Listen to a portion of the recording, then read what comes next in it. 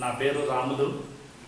నేను 2000లో 8th batch నుంచి belong అవుతాను. నవోదయ కంటే రాకముందు ఒక గవర్నమెంట్ స్కూల్లో మారుమూల గ్రామంలో 5th వరకు చదివాను. అయితే స్కూల్కి వెళ్ళడానికి కూడా మా వాళ్ళు నిరాకరించారు. నా స్వయం పట్టుదలతో చదువుకోవాలనే ఉద్దేశంతో ఇంటి నుంచి పారిపోవడం జరిగింది. అప్పుడు మా ఊరికి 5 కిలోమీటర్ల దూరంలో ఉన్న ఒక మారుమూల గ్రామంలో scheduled tribes hostel come school ఉండేది. అక్కడికి వెళ్ళి నేను స్వయంగా జాయిన్ అయ్యాను. తర్వాత 1 నుంచి 3వ తరగతి వరకు చదువుతున్నప్పుడు నా ఎడ్యుకేషన్ స్టాండర్డ్ మీడియం రేంజ్గానే ఉండేది. అయితే నా ఇంట్రెస్ట్ను గుర్తించి ఒక గురువు గారు, అతని పేరు రామోజీ సార్ అని ఉండేవారు మా స్కూల్లో. ఆయన నా టాలెంట్ను, నా ఇంట్రెస్ట్ను ఐడెంటిఫై చేసి నాకు ట్యూషన్ చెప్తూ నవోదయ ఎంట్రన్స్ ఎగ్జామ్ గురించి అతనే చెప్పడం జరిగింది. ఆ ఎగ్జామ్ అప్లై చేయడానికి మినిమం ఒక బుక్ చదవడం కానీ, లేదా అప్లై చేయడానికి మినిమం 2 ఫొటోస్ కొనడానికి కూడా మా దగ్గర డబ్బులు లేవు అప్పుడు.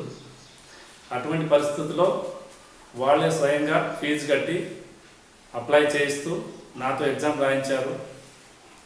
ఆ స్కూల్ నుంచే కాకుండా మొట్టమొదటిసారిగా నవోదయలో ఎంట్రన్స్ ఎగ్జామ్లో పాస్ అవ్వడం జరిగింది.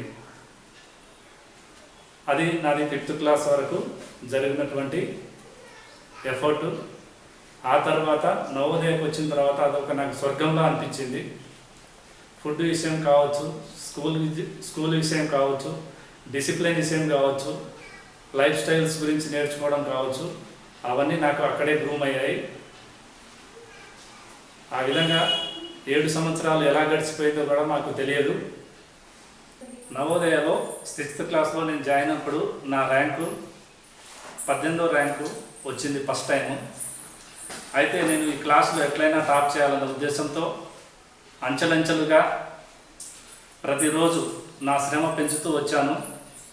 పల్లెటూరు నుంచి రావడం వల్ల ఇంగ్లీష్ కొంచెం ఇబ్బంది అయినప్పటికీ సుధాకర్ మాస్టర్ అనే వారు ఉన్నారు. ఆయన ఇంగ్లీష్లో బాగా గైడ్ చేశారు.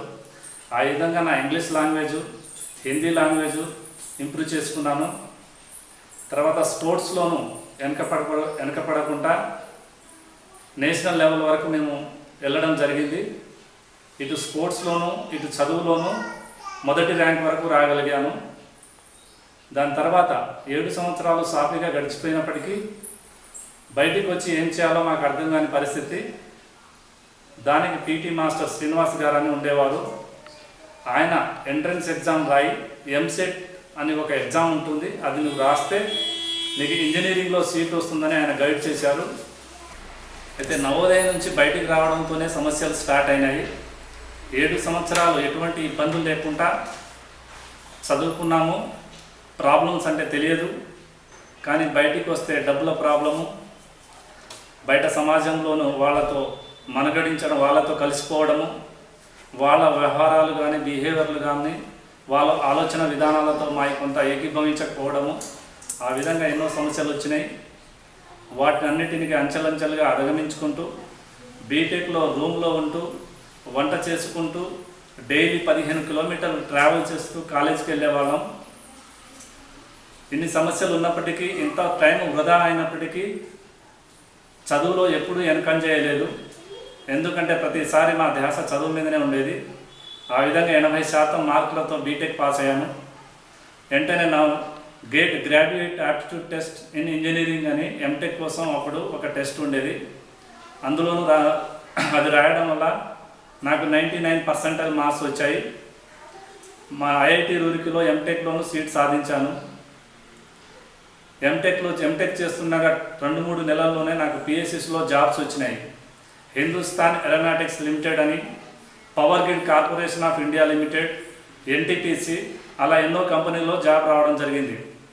అయితే నా కెరీర్కి సంబంధించి, నా చదువుకు సంబంధించి పవర్ గ్రిడ్ అయితేనే బాగుంటుందని నేను పవర్ గ్రిడ్లో జాయిన్ అయ్యాను.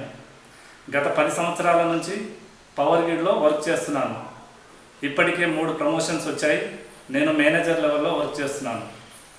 అయితే నా మిత్రులకు, నా తమ్ముళ్లకు నేను ఇచ్చే సలహా ఒకటే, చాలామంది డబ్బులు లేదని, ఫైనాన్షియల్ ప్రాబ్లం ఉందని మధ్యలో ఆగిపోవడం జరుగుతుంది. అది మన మనసులో ఉండాలి. మనం కష్టపడుతుంటే ఎవరో ఒక రూట్లో వచ్చి మనకు సహాయపడే వాళ్ళు దొరుకుతారు. నేను 5వ తరగతిలో 5th క్లాస్లో నవోదయ ఎంట్రన్స్ ఎగ్జామ్ రాయడానికి డబ్బులు లేకపోతే నా తెలివితేటలను చూసి, నా ఇంట్రెస్ట్ను చూసి ఒక గురువు గారు ముందుకు రావడం జరిగింది. అదేవిధంగా ఇంటర్ తర్వాత ఎంసెట్ ఎగ్జామ్ రాయడానికి అప్లికేషన్కు డబ్బులు లేకపోతే అక్కడ నాకు సాయం చేయడం జరిగింది. సో మనం కష్టపడుతూ వెళ్ళాలి. సో ధైర్యంగా ఉండండి. చాలా సమస్యలు వస్తుంటాయి. లైఫ్ అనేది సింపుల్ కాదు. వాటిని అంచెలంచెలుగా అధిగమించుకుంటూ వెళ్ళిపోవాలి. ఇది నా తమ్ముళ్ళకి ఇచ్చే సలహా. Best of luck. Thank you.